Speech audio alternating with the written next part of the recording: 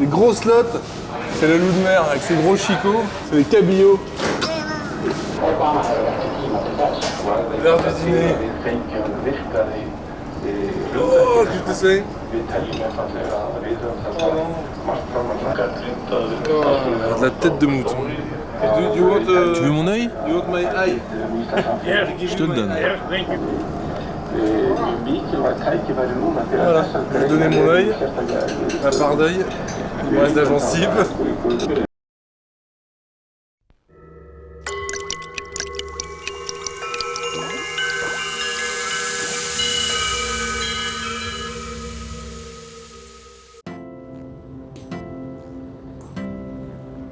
Ici, je suis sur le port de Reykjavik en Islande, un pays dont le peuple tout entier est tourné vers la mer. Alors là, aujourd'hui, il fait très froid, il y a un vent glacial qui arrive du Groenland. Alors pour ce nouveau voyage, c'est vrai, j'aurais pu vous parler de la reprise de la chasse à la baleine, des geysers, j'aurais aussi pu vous emmener dans un ice bar. Skull!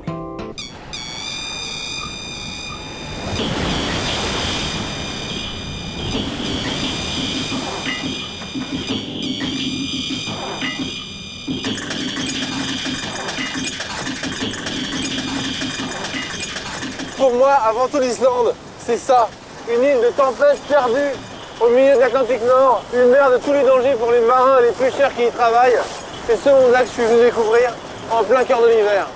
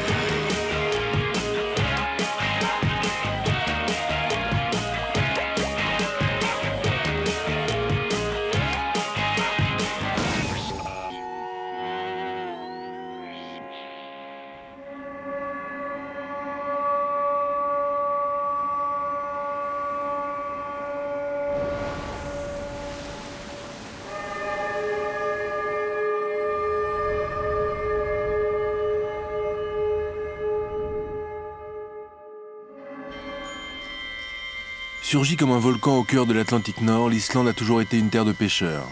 Longtemps exploitée par les flottes étrangères pour la morue, l'Islande a su reprendre le contrôle de sa ressource, faisant de la pêche le pilier de l'économie nationale. Dans les années 2000, comme pour tourner le dos à son passé, le pays a mené une politique ultralibérale, misant tout sur la finance. L'Islande est devenue riche, jusqu'à la crise mondiale de 2008, où le pays s'est effondré frôlant la faillite d'État. Investisseurs, banquiers ou simples actionnaires, ils ont tout perdu. Aujourd'hui, ils doivent se tourner vers la mer pour survivre.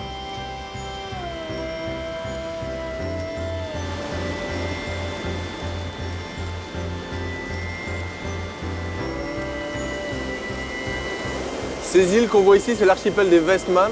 C'est un lieu emblématique de la pêche en Islande parce que c'est un avant-poste pour les pêcheurs en plein cœur de l'Atlantique Nord. C'est d'ici que part à peu près 50% de la flotte islandaise. C'est ici aussi qu'on traite le poisson directement au retour de marée. C'est ici que tout se passe et c'est là que je me rends pour trouver un embarquement.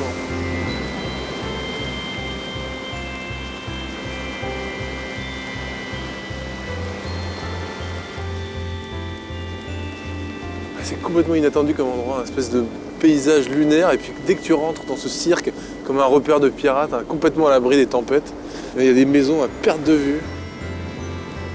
L'archipel des Vestmann, ancienne prison viking pour les esclaves irlandais, compte aujourd'hui 4000 habitants. Une société à part qui vit exclusivement de l'industrie de la pêche.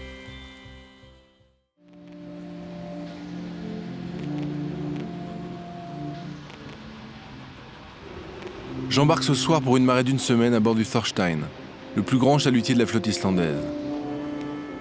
La météo s'annonce mauvaise, comme toujours à cette saison. J'aimerais monter sur le bateau. Par ici? Par là. Ok, thank you. Bon. C'est à ce moment-là qu'il faut pas tomber. Oh, on est dans le ventre du bateau là. C'est des haddocks ça. Salut. Hello. Guten Tag. Bonsoir. Salut. Je cherche le capitaine. Je sais pas. You don't know where is captain? Vous savez pas où il est? Le capitaine, il est en haut. Ok. Cuisinier. Cook. Ah oui, ok. Ouais. Nice to meet you. Enchanté. Siggy. Jérôme. I'm looking En fait, for je cherche le capitaine. Je pense qu'il dort là. I go down? Je redescends? Ouais. Où tu montes? Upstairs. Where is it? Là. Bienvenue à bord. Thank you very much. Merci. Retire tes chaussures sur mon bateau. Ah ok. Ah. Désolé. Sorry. Voilà, ici, il n'y a pas de chaussures dans le bateau. Voilà, ça c'est mon nouveau look pour les 7 jours à venir. Une bonne paire de claquettes de maître nageur. We are going far On part loin des îles Westman? from Westman? 8 heures. 8 hours. 90 miles. 90 000, 8 heures de navigation. Means that we have Je pense que j'ai le temps de dormir un peu. Ça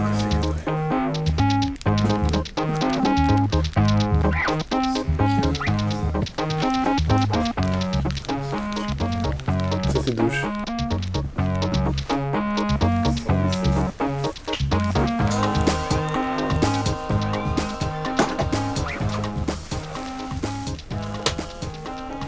Bonsoir mademoiselle. Voilà, ça c'est mon univers pendant les 7 jours à venir.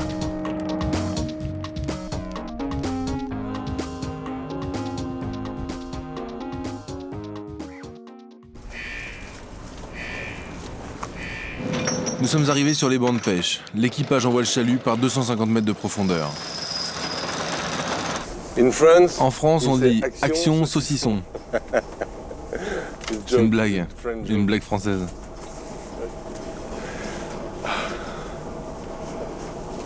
Bon, je vais rigoler tout seul. Les petits gars.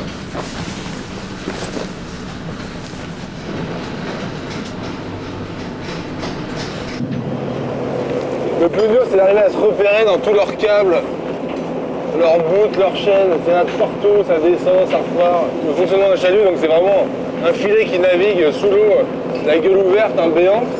Voilà, ce qu'on voit là, les deux grosses pièces de métal sont les panneaux qui vont maintenir le filet écarté et qui vont traîner au fond de l'océan. C'est pour ça qu'on dit que le chalut, malheureusement, c'est pas une pêche très écologique, dans le sens où ça défonce complètement le fond de la mer. Ils sont emmêlés? Ouais. Faut pas chaluter 6 heures comme ça, sinon on pêche rien. Et la perte est énorme. Yeah, that was very cool. Thank you. What is it? Qu'est-ce que c'est? Le poisson du bateau? Yes. Avant, je travaillais dans une boulangerie. Bakery. What's your name? Quel est ton nom? Je m'appelle Birkir. Birkir. Birkir. Et toi? I'm Jérôme. Jérôme.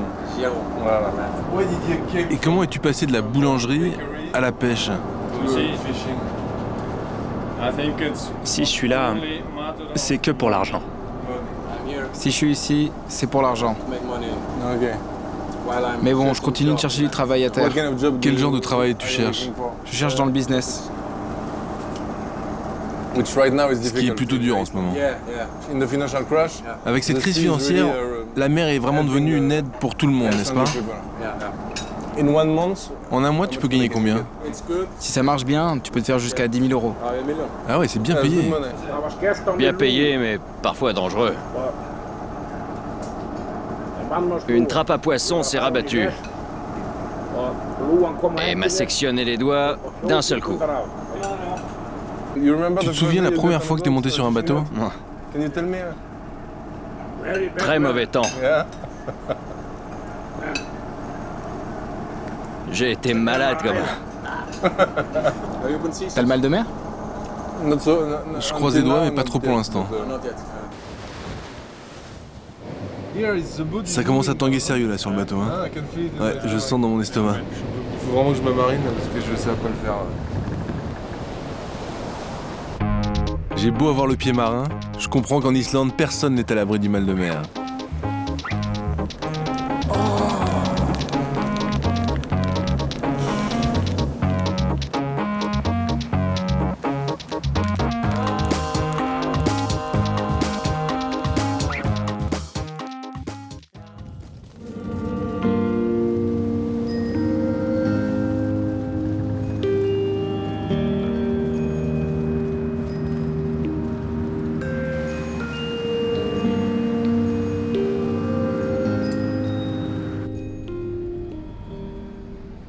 Tu vois pas de poisson là? Non, pas pour l'instant.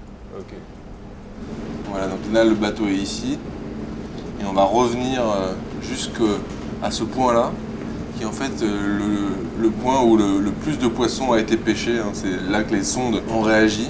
Et quand ce voyant devient rouge, tu remontes. Ok.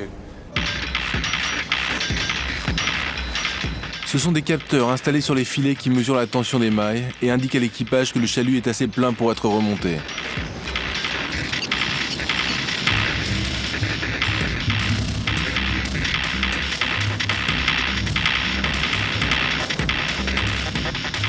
Ce matin, 5 tonnes de poissons sont hissées à bord, essentiellement du lieu noir et des sébastes. Le chalut sera immédiatement renvoyé par le fond.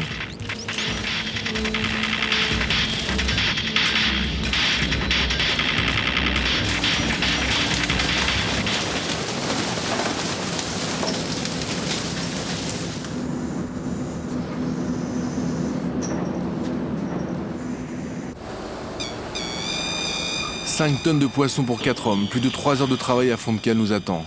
Je ne parviens pas à considérer le poisson comme une marchandise. Ce travail de mise à mort industrielle m'est assez pénible.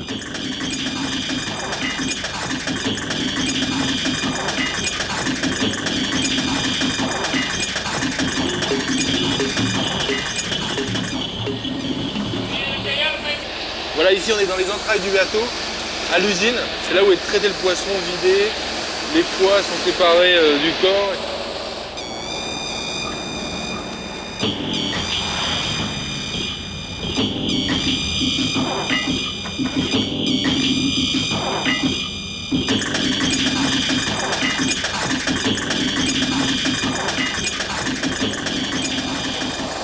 De tout temps, pour le poisson pêché à la Terre-Neuve ou en Islande, ça a toujours été pour l'Europe.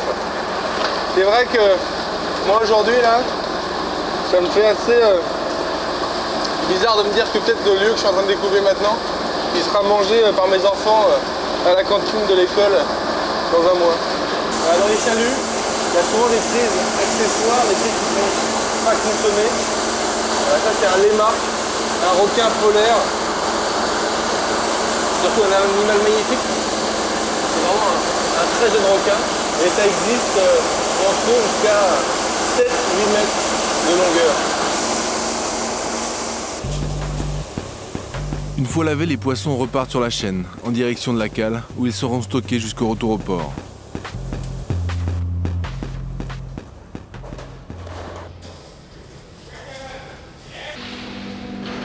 Il n'y aurait pas le petit mouvement de la houle qui nous berce, j'oublierais complètement où je suis là. C'est tellement au fond du bateau. Des grands chalutiers japonais aux petits pêcheurs malgaches, la pêche mondiale est confrontée à une crise sans retour. Malgré une exploitation industrielle, les Islandais ont su mettre en place un système de quotas qui maintient la ressource et fait aujourd'hui vivre tout le pays. Là, on va faire 120 tonnes. Mais pour le maquereau, on remplit la cale à ras-bord. Ça fait 700 tonnes. Les gros slots, c'est le loup de mer avec ses gros chicots, c'est les cabillots. L'heure du dîner. Oh, qu'est-ce que c'est?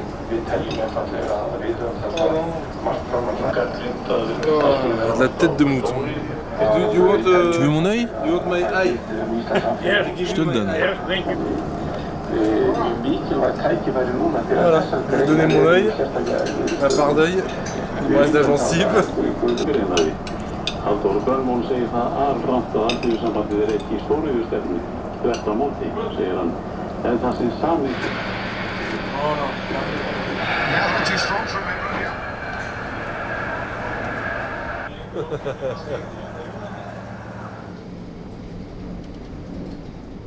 Qu'est-ce que c'est? Tobacco? Du tabac? Et tu le mets où? Like this. Comme ça. C'est-à-dire qu'au lieu de fumer une cigarette, t'as l'impression que tu les bouffes. Young people like on board. Les jeunes Islandais voulaient se lancer dans le business, mais avec cette crise, ils sont forcés de revenir vers la mer, c'est ça? Avant la crise, tout le monde voulait travailler dans une banque. Être marin, c'était vraiment dégradant. Aujourd'hui, ce qui maintient le pays en vie, c'est le poisson. In Europe, the fishing En is Europe, il n'y a really plus de bad. poissons, la pêche va vraiment très mal. France, En France, le gouvernement paye même les pêcheurs pour qu'ils détruisent leurs bateaux. destroy their boats, you know. Do you think Tu that crois que l'Islande Iceland va réussir à conserver son stock de poissons dans le futur? in the future? Pas si l'Islande rentre dans l'Union européenne. Ils ne nous laisseront pas notre poisson ici en Islande. L'Europe a besoin de notre poisson. The fishermen, Ouais, les pêcheurs ne veulent surtout pas rentrer dans l'Europe, c'est ça? On a quelques ressources que l'Europe convoite, comme de l'eau pure, la géothermie et notre stock de poissons. Il y a le pétrole aussi, car ils n'ont pas d'accès à l'Arctique. Je pense qu'on rentrera dans l'Europe, mais j'espère pas. c'est vrai que si tous les bateaux d'Europe viennent pêcher dans les eaux islandaises, ça va vite être réglé cette histoire. À bord de Chalutier, on a toujours des surprises. Ça, c'est la dernière que je viens de trouver. La salle de sport. Avec Patrick Vieira. C'est très bon de faire de l'exercice à bord. Because on the boat, Ouais, sur le bateau, c'est très statique. Hein. Après, je vais au solarium. solarium.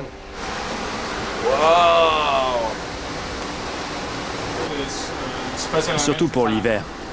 Toute cette obscurité. How many hours of Combien daylight? d'heures de soleil par jour? 4 hours 4 heures? a day in December. Ouais, à peu près. 4 ou 5 heures. Yeah. Which is a very little. Ouais, ça fait pas beaucoup. Hein. Ah, you look good. Ouais, t'es beau comme ça.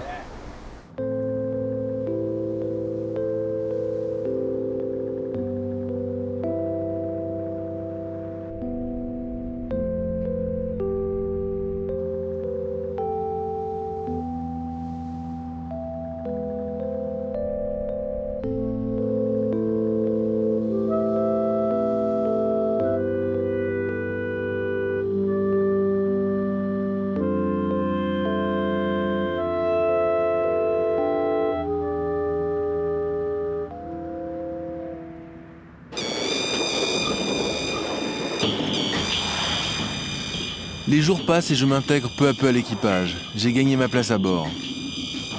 Les derniers traits de chalut ont été exceptionnels, avec des records à plus de 10 tonnes. L'objectif, fixé à 120 tonnes minimum, devrait être atteint rapidement, ce qui signifie le retour vers le port.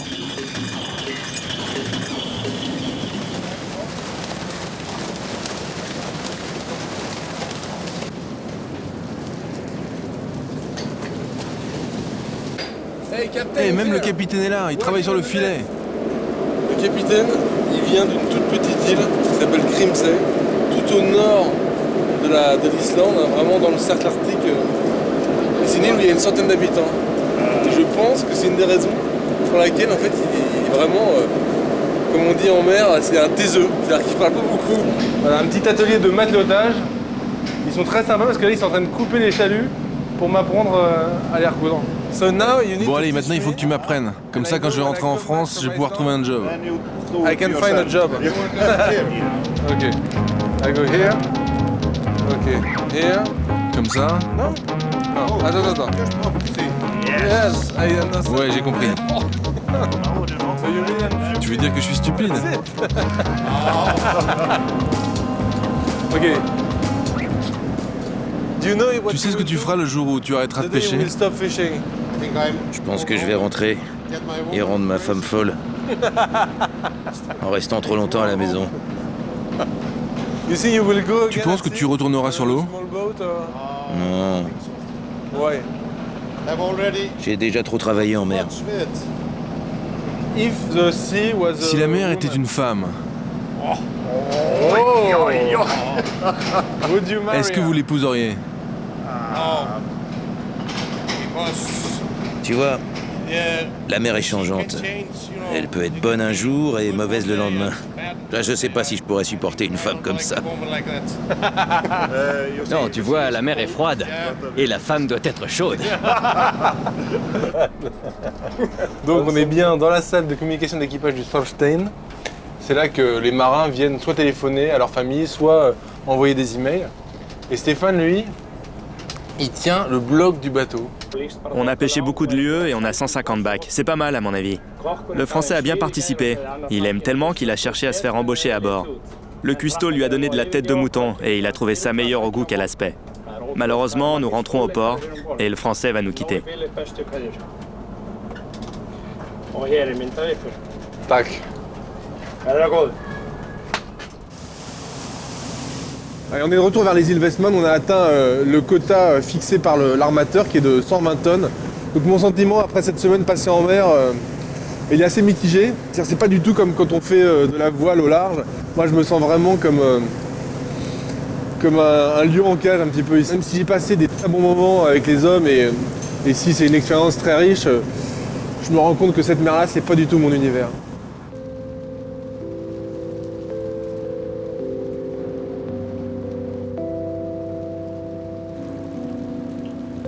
Bon voilà, pour moi c'est l'heure de débarquer. On vient d'arriver au port, c'est il y a un autre équipage qui va décharger le bateau. Puis les amis pêcheurs eux ils repartent en mer.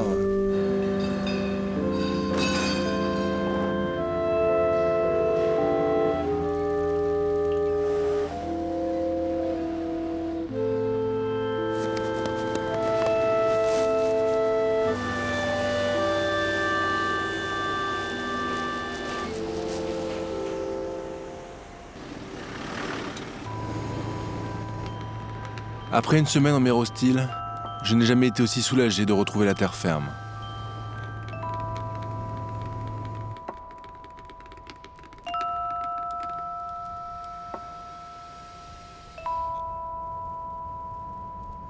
Ici, on est tout au bout de l'île de Yemahe. Et de ce côté, il y a un petit phare alors qui est beaucoup plus petit hein, que les phares du Fastnet ou d'autres phares légendaires. Mais c'est surtout ici, sur la pointe sud de l'Islande, qu'ont été enregistrés les vents les plus violents et qui vont jusqu'à plus de 250 km/h. Parce que si on va plein sud, là, c'est l'Antarctique. Il n'y a pas de continent, il n'y a pas une île, il n'y a rien.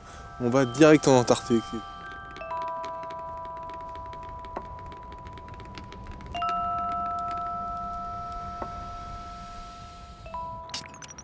L'armateur du Thorstein, avec ce port ultramoderne, assure l'intégralité de la chaîne, de la pêche à l'export.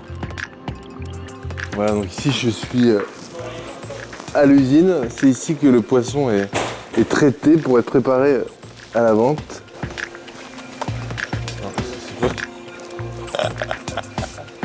Gunnar. C'est Jérôme. Jérôme.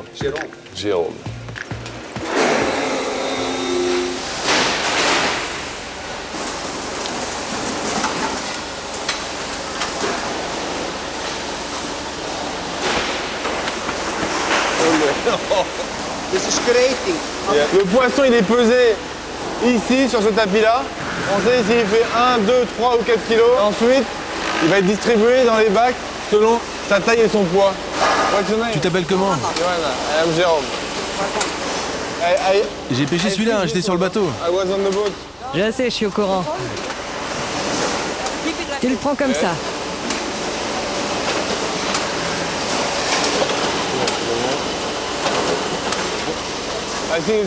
Je pense que c'est mieux pour l'entreprise si c'est toi qui le fais. Donc ça c'est les arêtes, c'est ce qui reste des poissons. C'est séché et vendu sur le marché africain. Donc les peaux elles sont ensuite vendues. Elles servent donc à faire de la maroquinerie. Donc tout ça, ça se transforme en portefeuille, en chaussures. C'est comme dans le cochon, dans le poisson, tout est bon. Là c'est l'heure de la pause café pour tout le personnel. Je te cherchais. Je sais. Moi aussi, je t'aime. Voulez-vous causer avec moi ce soir? Chante-nous quelque chose en français. En français, ok. Sortant de l'école, nous avons rencontré un grand chemin de fer qui nous a emmenés tout autour de la terre dans un wagon doré. Ma sœur est venue travailler ici dans le poisson, puis je suis venue, puis mon frère, etc. Et tout ça à cause du poisson. The fishing is good. Au Westman, comme dans le reste de l'Islande, la pêche est bonne. C'est ça qui maintient le pays en vie. C'est nous. C'est vous qui soutenez le pays. Ah, pas le pays. Juste les îles Westman. Oh yes? Pas l'Islande. Juste cette terre. Pourquoi ça semble si fort, ce sentiment d'appartenir aux îles Westman? Parce qu'il faut se battre ici. Faut se battre pour vivre. Faut se battre pour tout. Tout le temps.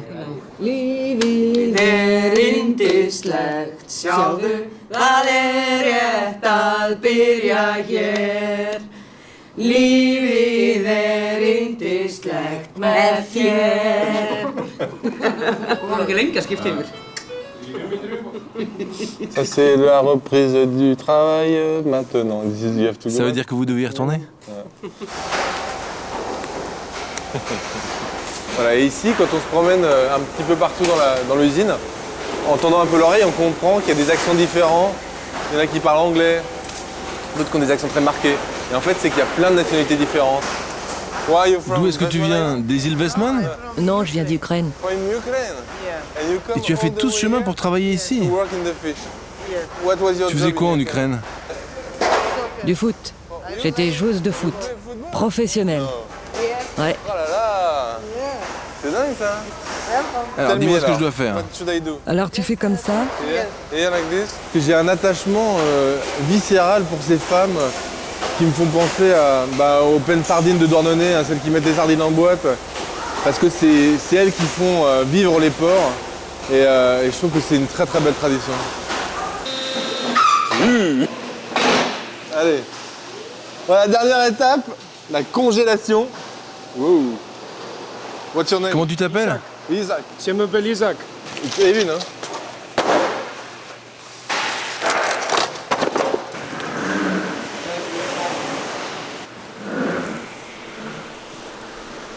C'est l'Islande la vraie, c'est un frigo géant avec tout le poisson dedans.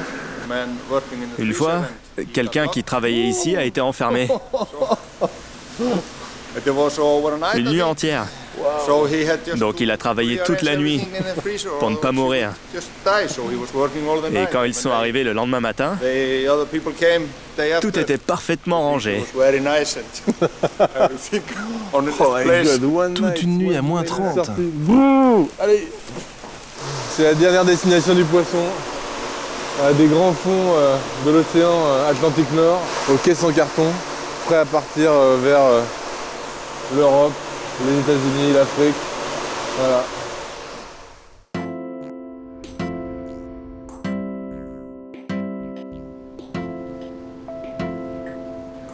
Mon séjour aux îles Westman touche à sa fin.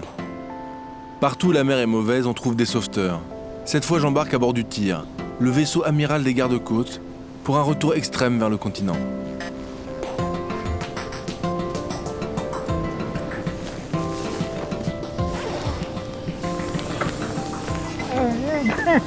Je m'apprête à vivre une expérience exceptionnelle, je vous en dis pas plus.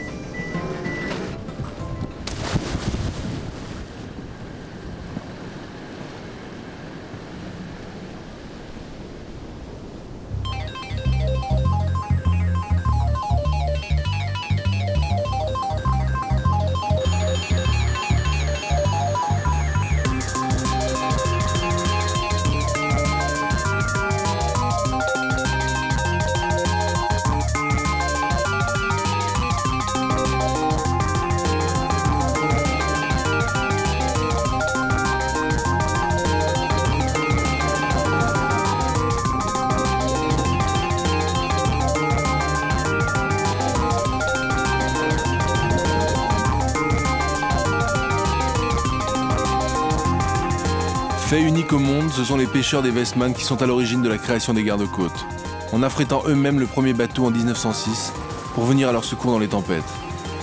Aujourd'hui, les gardes-côtes disposent de navires et d'hélicoptères et ne se fixent aucune limite météo. Ces sauveteurs sont parmi les plus aguerris au monde.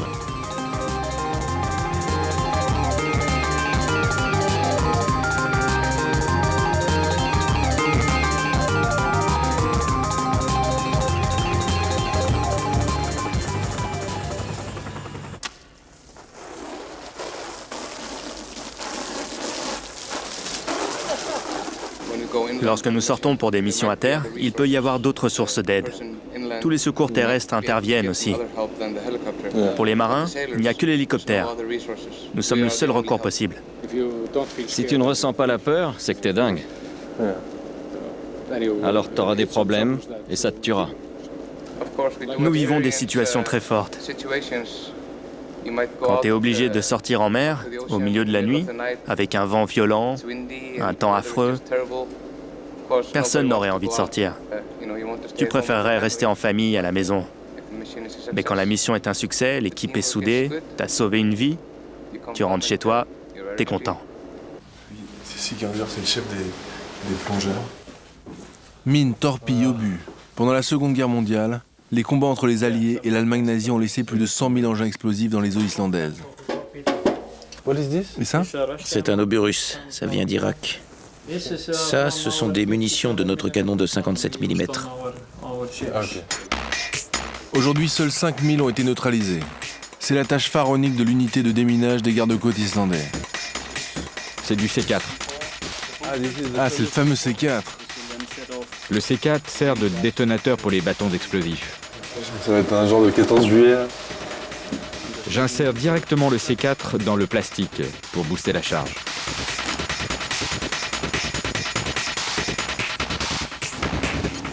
Nous prenons la mer en direction d'une épave qui gît par moins 25 mètres de fond pour une opération dans le fjord de Reykjavik. Ça, c'est la vie des gardes-côtes islandais, hein, froide et humide. C'est quel genre d'épave? Un bateau de pêche. Là, on voit très bien sur le sondeur le signal de l'épave. C'est vraiment passionnant, tu sais. Tu as peur parfois? Normalement, on n'a pas le temps d'y penser. On a une tâche à accomplir. Ton esprit est programmé pour faire le boulot.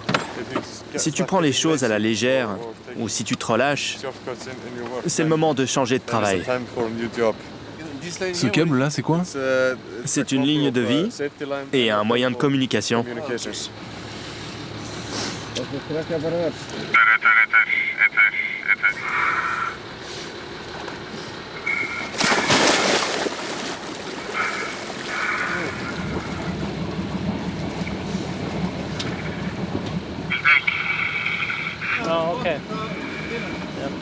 Il est sur l'épave, là? Oui, presque.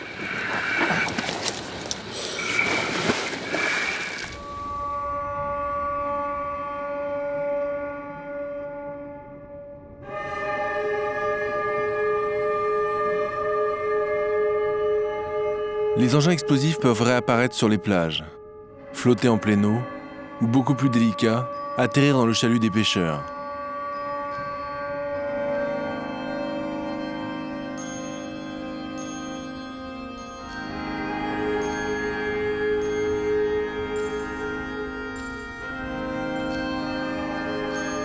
Une fois localisée, cette mine anti-sous-marin sera d'abord remontée à la surface, où elle sera détruite pour limiter l'impact sur la vie aquatique.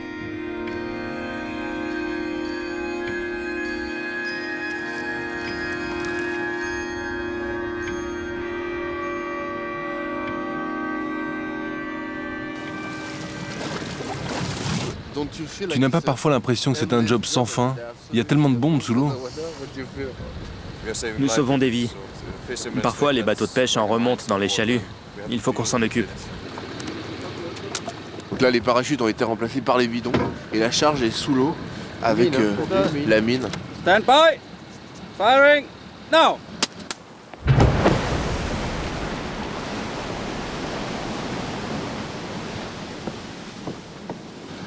C'est impressionnant. On est parfois appelé pour exploser des baleines. Des baleines? Oui. Des baleines mortes, tu veux dire? Oui, des baleines mortes, bien sûr. On doit marcher sur le dos de la baleine et y poser des explosifs. C'est pas un job très agréable. Tu peux jeter tes vêtements après, tellement tout est pourri. Et puis on les fait exploser.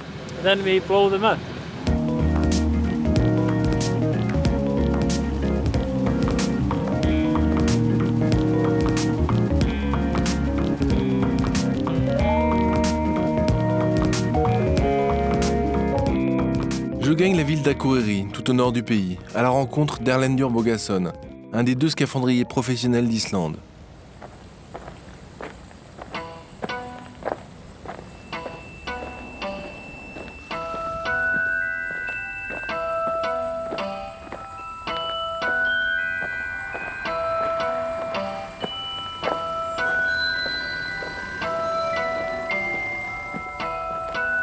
Erlendur? Bonjour, je suis Jérôme. Jérôme. Ma femme, Anna. Jérôme. Jérôme. Ma fille, Seivor. Anna plonge aussi? Oui, parfois. Mais pas en Islande, il fait trop froid. D'habitude, je plonge tout seul. Oh, le canard. Véritable ouvrier des profondeurs, Erlendur travaille principalement pour l'industrie de la pêche. Mais il a découvert un site sous-marin exceptionnel, des sources géothermales uniques au monde. C'est vers où? C'est là que sont les cônes où nous allons plonger.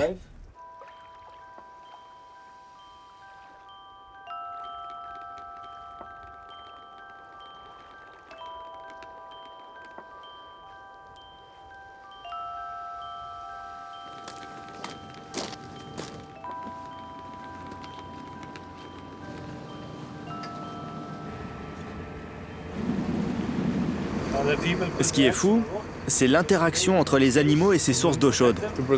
Chez certains poissons, la femelle pose les œufs contre la roche et le mâle reste pour les protéger. Ils mettent les œufs toujours au même endroit. On peut même voir l'eau chaude glisser entre les œufs. Tout cela prouve qu'ils utilisent l'eau chaude qui émane des cônes pour raccourcir le cycle de reproduction. Ouais, l'eau chaude, ça a toujours été prédominant dans la vie des Islandais, hein, même dans l'histoire. J'ai lu quelque part même que le pain était fait dans des boîtes en bois qu'on plongeait dans les sources d'eau chaude à l'époque. Et je trouve que ça se fait toujours aujourd'hui. Quand on fait une telle découverte comme ça sous l'eau, est-ce qu'on sent son cœur battre? Oui. C'est tellement énorme. C'est incroyable de descendre là et de voir ça. D'habitude, hein, les cheminées, les fumeurs noirs, c'est des choses qu'on trouve à 5000 mètres de profondeur au milieu du rift océanique. Et c'est à bord de sous-marins. Là, ici, on peut vraiment plonger sur ce lieu qui est complètement fou, quoi, qui est vraiment unique au monde parce qu'il est accessible juste avec une bouteille de plongée. Elle est à combien l'eau là? 5 degrés. Ici, l'eau elle est à 5 degrés. C'est cool. Parce qu'elle peut descendre jusqu'à 2-3 degrés. Et on est obligé d'utiliser des vêtements très très chauds. Donc c'est vraiment sec complètement à l'intérieur. Hein, quoi. Complètement.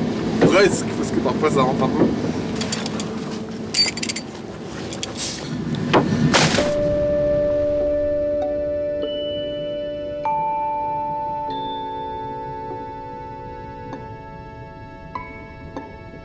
Ce cône qui mesure 70 mètres de hauteur est en fait une cheminée géante qui crache de l'eau douce à une température de 80 degrés. Le mélange avec l'eau glacée de la mer crée une thermocline, phénomène qui brouille la transparence. Semblable à la découverte par le sous-marin Alvin par 700 mètres de fond dans l'Atlantique, ces cheminées rejettent des molécules hydrocarbonées, la base de la création des acides aminés, les briques de la vie.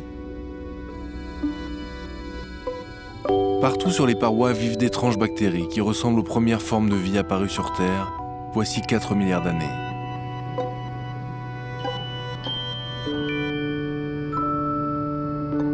Des scientifiques du monde entier, y compris des équipes de la NASA, viennent étudier cette curiosité, peuplée d'espèces qui ont déserté les profondeurs glacées pour apprivoiser la chaleur.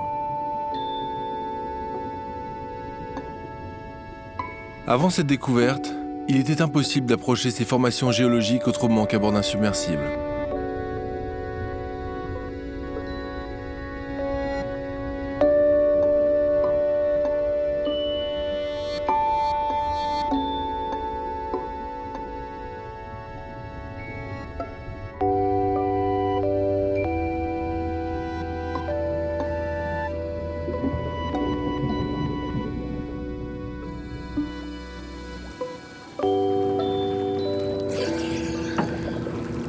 Elle est froide, mais c'est magnifique. Ah, ces grandes cheminées qui crachent de la flotte, mais brûlante quoi. Allez-y. Hot water from the bottom of the ocean, de l'eau chaude du fond de la mer.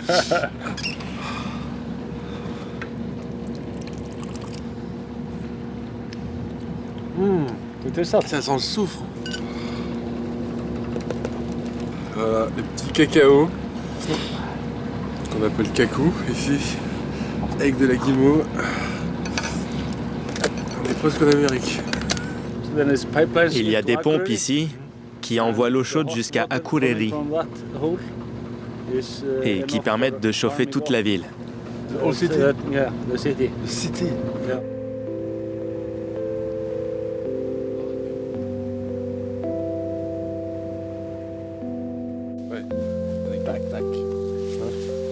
Quand on dit 2 fois tac, c'est qu'on est super content.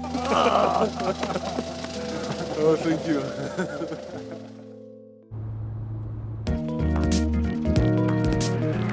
La dernière étape de mon voyage, c'est Bjarnafjörn, un fjord perdu dans l'ouest du pays, où je rencontre Hildebrandur, véritable star nationale grâce au hakarl, la spécialité culinaire préférée des Islandais, tout droit sorti du fond de l'océan.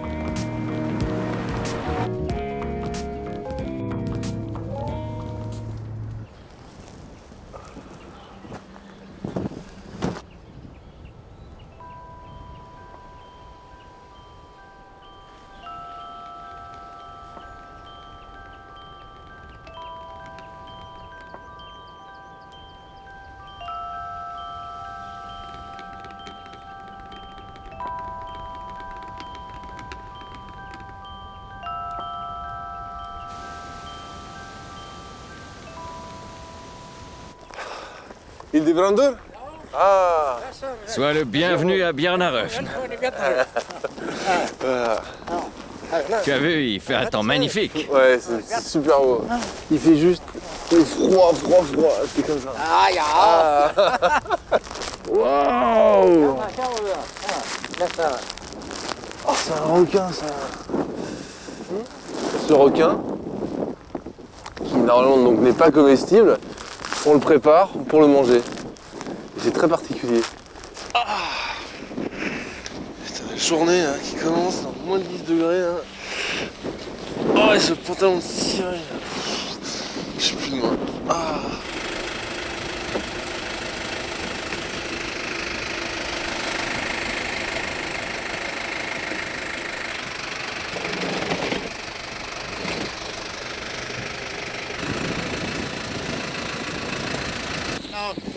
L'animal fait 500 kilos.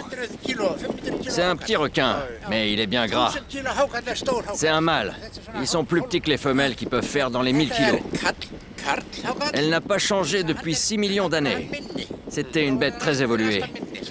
Ils ont un système digestif complexe, sans sphincter pour éliminer leurs toxines. J'ai toujours cru que c'était justement ces requins, du fait de l'ammoniac, c'était pas comestible. Si tu manges un morceau de requin juste sorti de l'eau, tu finis au cimetière direct. Mais une fois séché et travaillé, c'est plein de vertus. Ce qui en fait à la fois une délicatesse et un remède.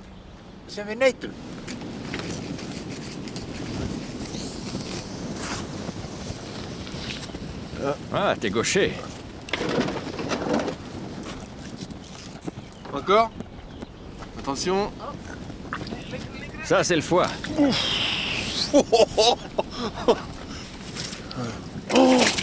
Waouh! Ah, et là, il y a quoi? C'est l'œsophage, ça.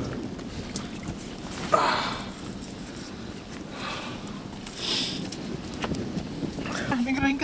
Ok.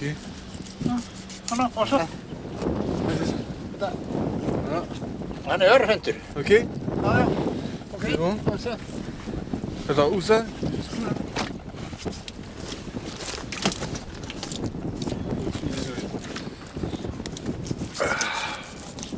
Là? Attends, ici?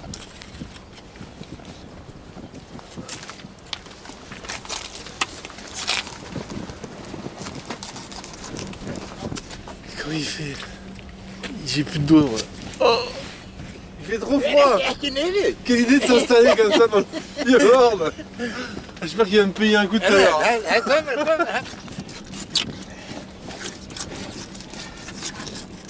Ici, là, il y a une première rangée de dents à la surface, juste sur le bord de la mâchoire. Et partout derrière, en fait, on voit les rangées de dents qui remplacent les dents du haut quand elles tombent. Il y en a juste, mais des centaines. Oh, ça pue par contre. Ça, c'est le contenu stomacal du requin. Il y a un phoque. On voit bien les moustaches.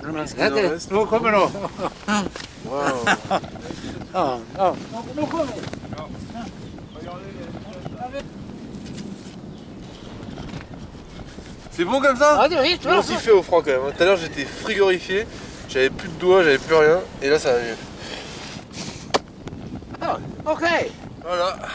Débiter le requin. T'as un truc, là. T'as du requin pourri sur le nez. Là, il vient de passer 6 semaines sous terre. C'est la fin de la première étape. Maintenant, on va le faire sécher 4 mois. Ouais, là, ça commence à... Ouais. Oh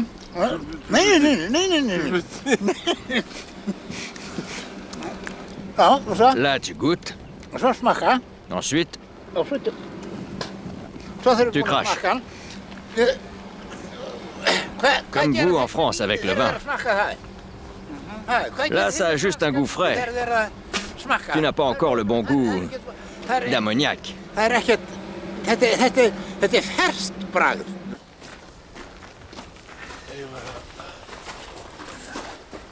Destination finale du requin.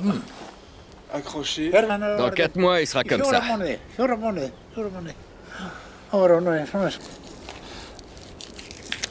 Wow.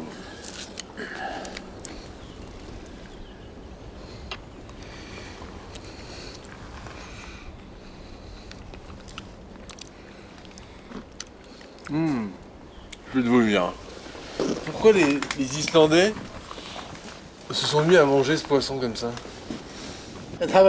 Dans l'ancien temps, la famine poussait les gens à manger du requin. Et ils mouraient systématiquement. C'est en 1616 qu'un fermier ayant laissé pourrir un requin mort sur la plage a par hasard trouvé une façon de le manger. Il a décidé de le suspendre pour le faire sécher et elle avait complètement oublié. Un jour, le shérif local et sa bande sont venus le persécuter chez lui. Il pensait les empoisonner avec son requin pourri, mais au bout d'une semaine de requins tous les jours, ils sont repartis en meilleure santé qu'ils étaient arrivés. Et depuis ce temps, les gens qui en mangeaient restaient toujours en meilleure santé que ceux qui n'y avaient pas accès. Tu montes... Oui, oui, j'adore.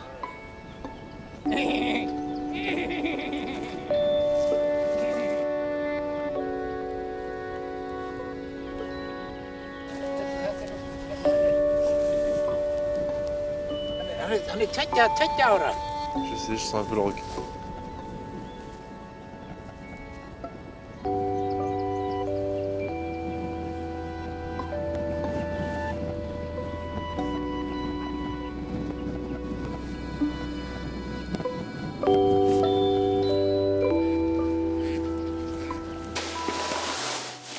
C'est vrai que par rapport au séchoir où les odeurs sont un peu bloquées par le froid, et ici à température ambiante, la nature reprend ses droits.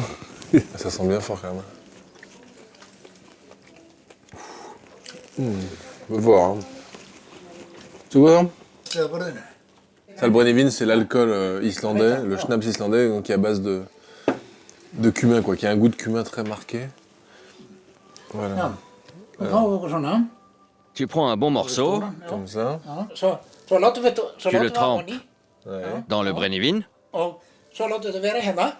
et tu racontes une bonne blague.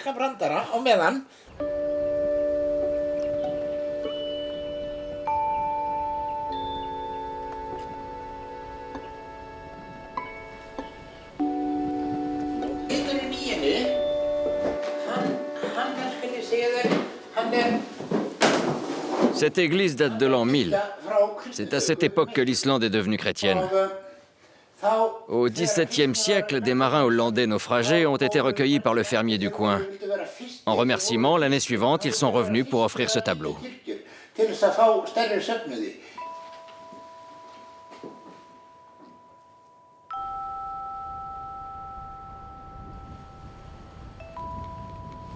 C'est pas tellement une histoire de religion, mais c'est assez fort de savoir qu'on foule la terre, on s'assoit sur les bancs d'une église dans laquelle des marins, il y a plusieurs siècles, venaient prier pour leur salut dans une mer déchaînée. Bon. Tac, tac, tac. Merci pour ton aide. Voici un morceau de requin, rapporté en France. Comme ça, tu n'auras pas froid ni au nez, ni aux mains. D'accord. Merci. Tac. Merci.